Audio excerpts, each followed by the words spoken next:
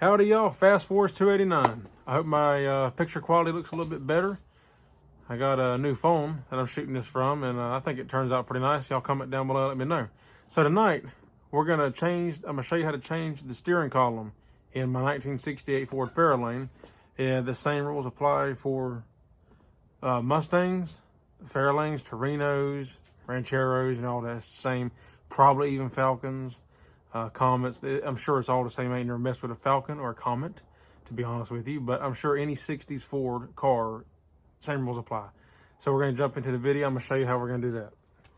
Okay, so what I want to start to do first before removing the steering column is I want to pull my steering wheel off. That way it's not in the way and I don't have to worry about dealing with this after I pull the steering column out. I have something that's mounted solid, and you got to pull these off. Generally, they're press fit. So we're going to pull that off. What you're going to need is after you get your horn button off, whatever that may be. On mine, it's just a plastic cover that was like this. You just get a screwdriver back there or something, some kind of a pick or something, and pop it out. If you got the stock style factory cover, have two screws in the back, one on this side, one on this side, and it pulls off. But anyway, after you get that off, you're going to need a 15/16 socket to go in here and fit this. And you pull that nut there off. When you pull that nut there off, if you're lucky, you might be able to wiggle the steering wheel and pull it off. If not, you're going to need a puller kit to remove it. Okay, so just like I suspected, I'm going to have to get a bolt grip puller to pull the steering wheel off, and that's what this right here is. Now, mine's a little mixed-matched. I want to get a new one, but this is your basic puller. So this will bolt to the steering wheel. You got to thread this into this, like so. And then you'll find two bolts that'll go into your holes. And the factory steering wheels have this as well. One here and one here. You'll find two bolts that will screw into that to go through the holes here, wherever this may line up at. You put this in here and you figure out which holes line up to which one. It'll probably be these two right here. It'll probably be them two more than likely that line up with the bolt. Yeah, see that one lines up, and then that one lines up. So that's probably what it'll be. And you want to center that piece on the rod there on the stud. So make sure you center it on that. And this is your basic setup once you get it installed. Just two bolts, like I said. Whatever works. Had to put washers to space this one out properly. But two bolts that'll grip in there, get them down there pretty good, because you don't want just a couple threads. You may end up pulling the threads out, and then you got a whole nother set of problems. Once you get that in there, and then you can put this in there, make sure it's centered up with the stud in there. Then you can grab your wrench to pop this off. In my case, it's a 9/16. And you just turn this. I can already feel it coming off. Bam.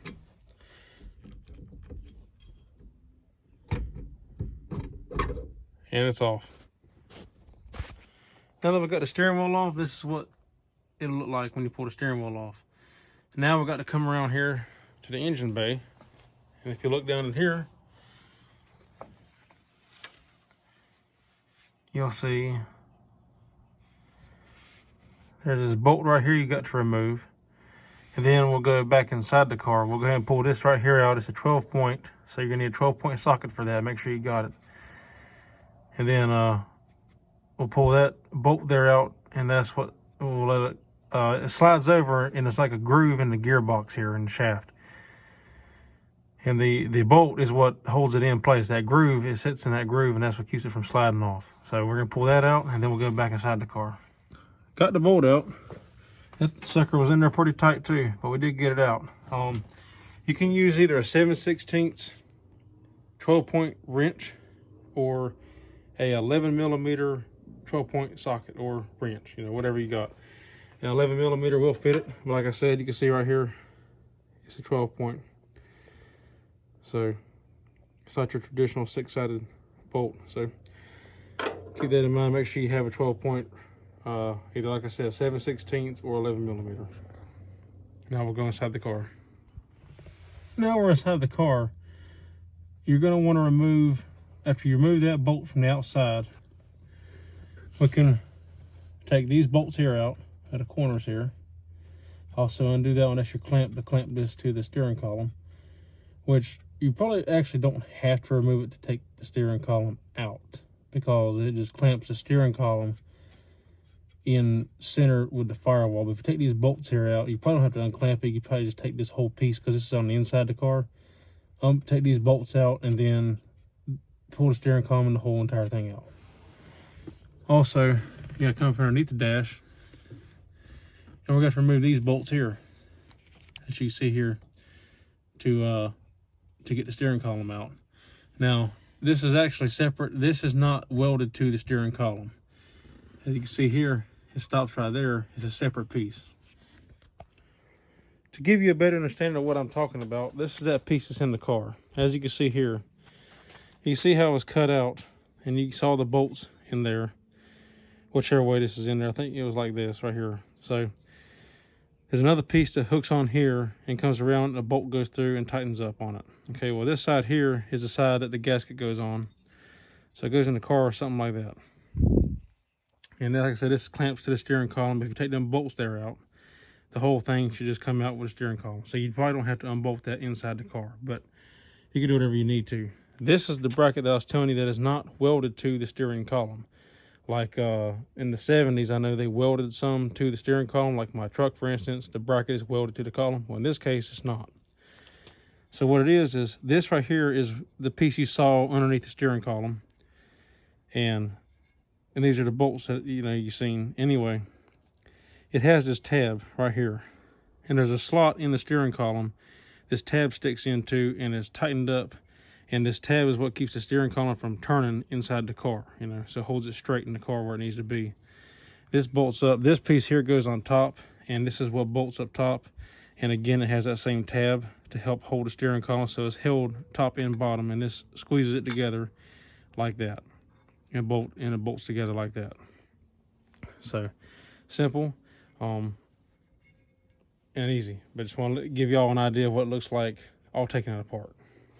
So this is what it looks like when you get everything out. I got the steering column out, and when it comes to getting that rag joint off of there, you're gonna have to put a pry bar between the gearbox and your coupling and pry it off. This could be on there pretty good, you know. But that's all out.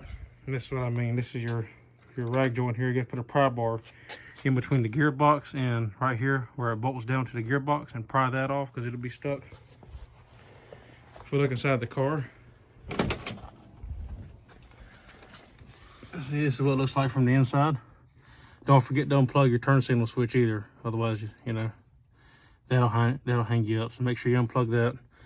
And as your time to get in here and do any cleaning that you want to do, or prepping, primer, paint, whatever you want to do, and make sure everything's tight. I went in here and made sure that these were tight. This is what holds the support to the dash.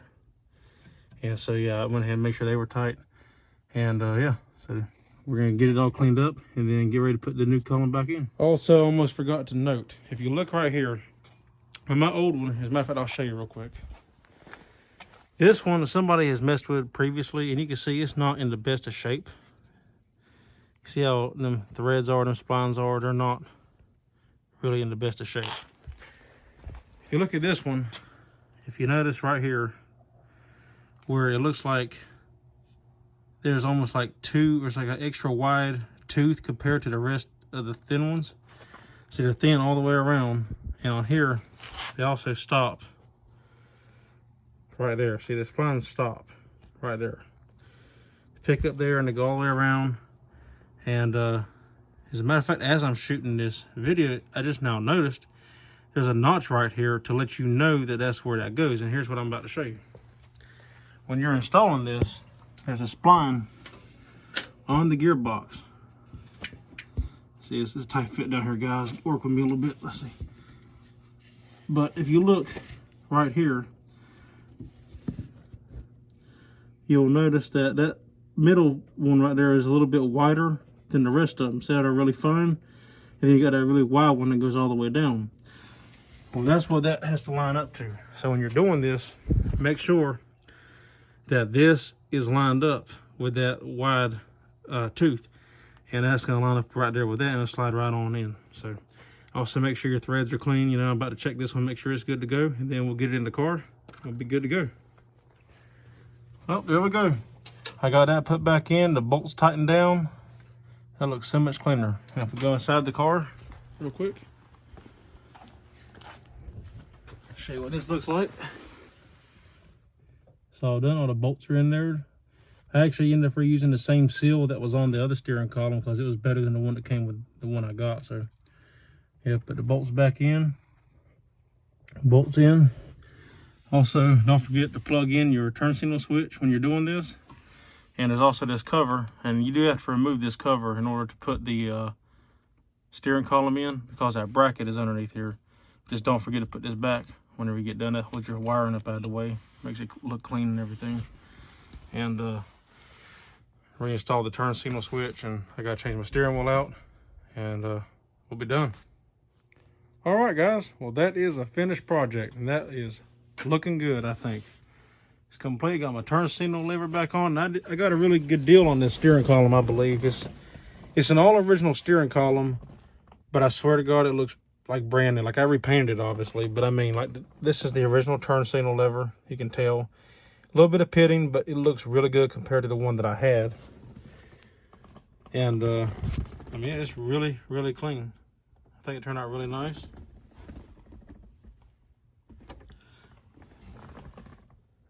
Yeah. There we go. And that is the finished project.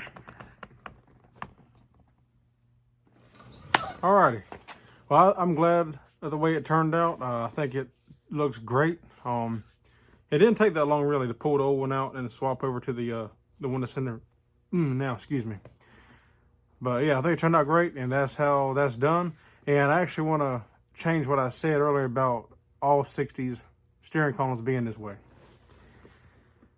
As far as the bracketry to hold it to the dash may be the same, I'm not exactly sure, but I forgot that in 68 they went to what they call the energized or energy absorbing steering column, which basically means that if you got into a bad wreck, there is like a double D tube inside another double D tube that can slide back and forth.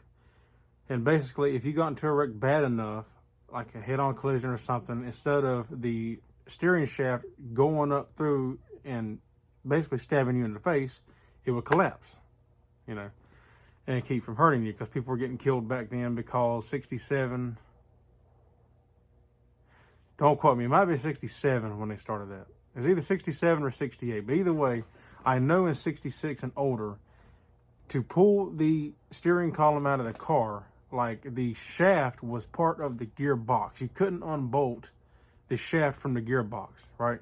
So you would have to literally pull the steering gearbox out to get the shaft out. But you could pull the steering column out and it would slide out. I believe you'd have enough room unless you hit the roof. I mean, if you got a convertible, obviously you got enough room, but I believe you could probably pull the steering like column itself out over the shaft, possibly, you know, to get it out. I believe you could do that, and you might have enough room. Maybe not, I don't know. I've never actually physically messed with one, but I know how they work. So I just want to clarify that I made a little mistake earlier when I said all the 60s are the same. No, late 60s and 70s are practically the same. I mean, well, they are the same. You got a rag joint, it goes to the gearbox, take that 12-point bolt, 12-point headed bolt out, and then you can pull it off the gearbox, and you can pull the entire assembly, steering shaft and column out all as one unit. Whereas at least 66 and older, like I said, I can't remember, it was either 67 or 8 when they went to the energy absorbing steering column. So, but either way, if you're working on a 66 or older, you ain't gonna be able to do it. They are attached to the gearbox. It is all one unit. You can't take the shaft out of the gearbox. You have to pull it all out as one thing, and it's a pain in the ass, from what I've heard. Like I said, I've never physically done it, but I've talked to people that have, and they say it is a pain in the ass. So just be prepared for that.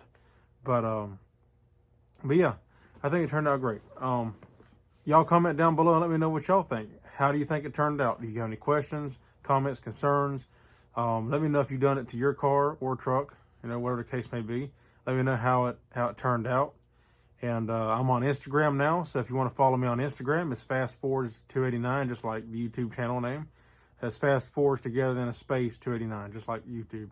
And follow me on there if you want to. I'll be glad to have you. And you know, share your stories and whatnot, and you can see mine.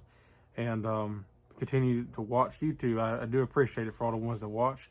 And if you're not subscribed already, please consider subscribing and hit that like button. If you like the videos, give it a thumbs up. Or if you don't, give it a thumbs down. Just let me know what you think. Either way, interaction, that's what I like to see. And as always, thank you all for watching. I appreciate it. Have a good night.